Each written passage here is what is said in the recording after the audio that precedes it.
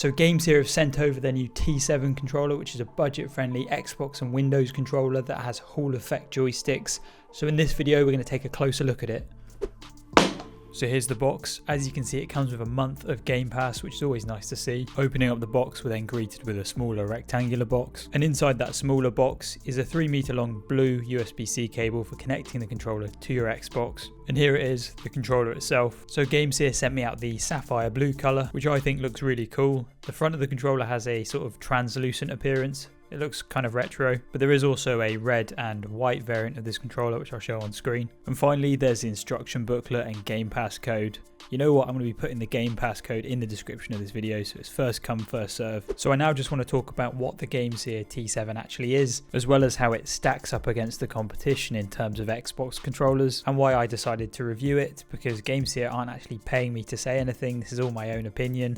They just provided the review unit. So first off, what actually is the GameSIR T7? Well, it's a wired third-party Xbox controller which also works on Windows and Steam Deck. GameSIR are charging $39.99 for it, but I have seen it as low as £29 on other online marketplaces. So in terms of GameSIR's lineup of controllers, this is one of their more budget-friendly controllers. So it is going to be missing some features when compared to some of their more expensive controllers like the G7HE, which by the way I've been using as my go-to Xbox controller for the last few months. So I now want to take a closer look at the T7, but I'm also going to compare it to some other controllers. So I'm going to bring out your regular Microsoft Xbox controller, as well as my favourite controller at the moment, the GameSIR G7HE, which is basically the T7's bigger brother. So we're going to be taking a closer look at the T7 and comparing it to these two other controllers. But you've got to bear in mind that the T7 costs £40 and the standard Xbox controller and the G7HE both cost £60.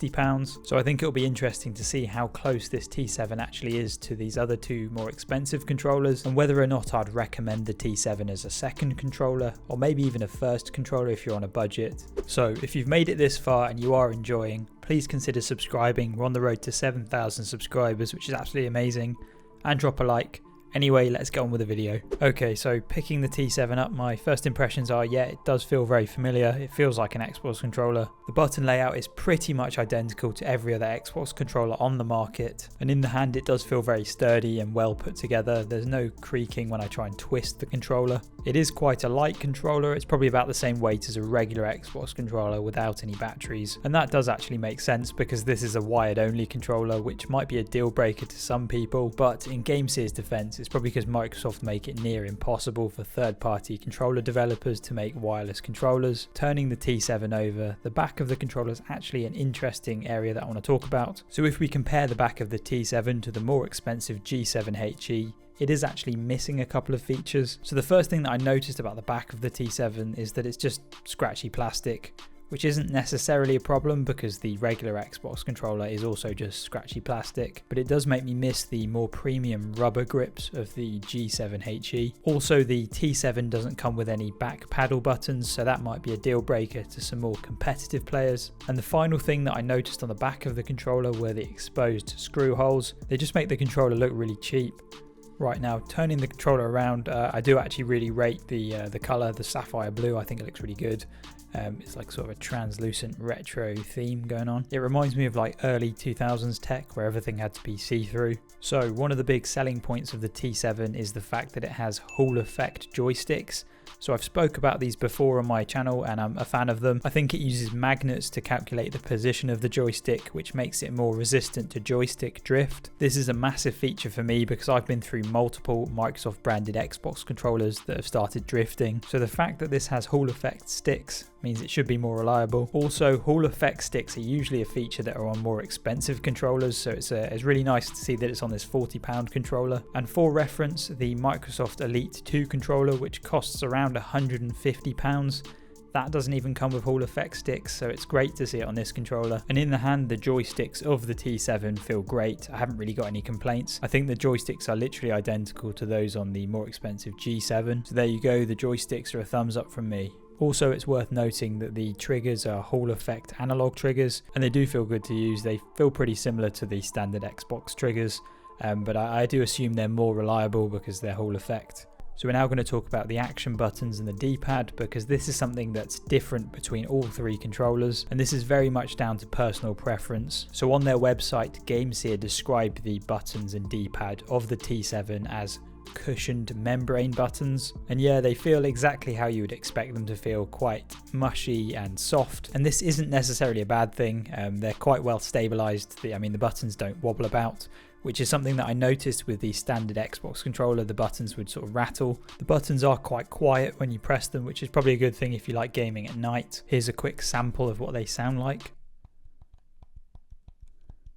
I would say they most closely resemble the buttons on a PS5 controller. If we quickly take a look at the Microsoft controller, which also has membrane buttons, these are probably my least favorite buttons because the buttons aren't very well stabilized, they wobble, and they're also very loud when you press them. This is what they sound like. It's just not very pleasant. But on the other hand, one of the selling points of the G7HE was that controller actually had mechanical buttons. So yeah, the G7HE definitely has my favorite buttons, but it's not really a fair comparison. It's like comparing a membrane keyboard to a mechanical keyboard. Here's a quick sound check of the mechanical buttons on the G7. So I quickly just want to touch on how the T7 feels in the hand, because GameSIR have made some interesting choices with the ergonomics of this controller. So moving over to the G7HE, in my opinion, this is a very comfortable controller in the hand. It feels as if the palm grips are thinner and smaller than the Microsoft Xbox controller, but I think this works quite well. So what have GameSIR changed when it comes to the T7? So it's all about the placement of your middle finger. On the G7, it's very comfortable. There's a nice recessed area that's quite narrow on the controller. But for some reason on the T7, they've decided to make this area of the controller wider. So to me, this just makes the placement of my middle finger less comfortable. But overall, I would say that this is still a comfortable controller. It's probably on par with the Microsoft Xbox controller. So on the controller, you'll notice there's a 3.5mm headphone jack for connecting a headset. Then above that, there's a small button with an M on it. This is essentially a function button. You can double press this M button to mute the microphone on your headset. And you can also hold the M button along with pressing the arrow buttons on the D-pad. Up and down increases the volume of your headset, whereas left and right changes the balance between voice chat and game volume. So yeah, I do think that does cover all the major features with this controller. And I do quickly want to mention, if you do end up buying this controller, download the Nexus software. I think it's available on PC and Xbox.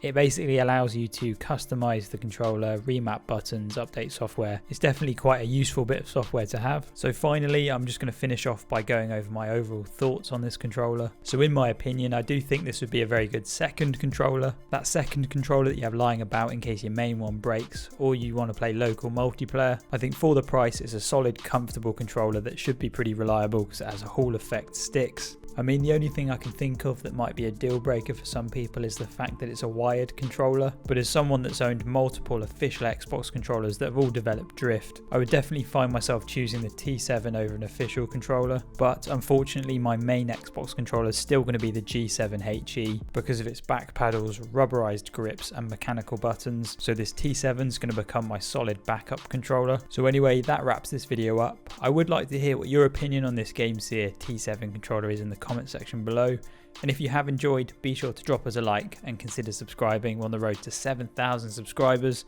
which is absolutely amazing. Anyway, I'll see you in my next video.